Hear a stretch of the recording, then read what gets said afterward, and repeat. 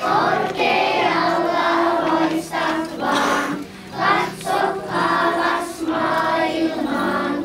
Tuikit, tuikit tähtönen, iltaisin sua katselen.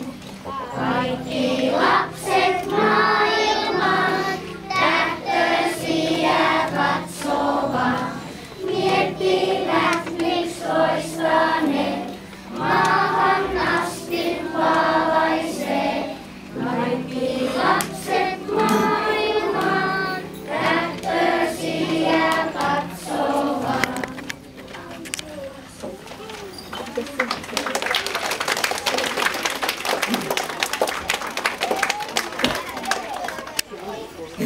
Hei, me ollaankin noiden eskareiden kanssa koko tämä seikkailtu tuolla salaisessa maassa.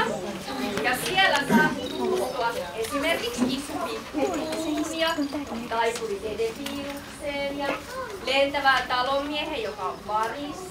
Ja sitten teppokoirukseen ja hirviökin siellä on sillalla asumassa. Ja nyt noin meidän arvokerjat onkin luvannut, että me vähän voisikin kertoa siitä meidän salaisesta maasta. Ja ne on tehnyt sitä varten teille ihan itse sellaisen räppin, jonka ne nyt saa tulla esiin.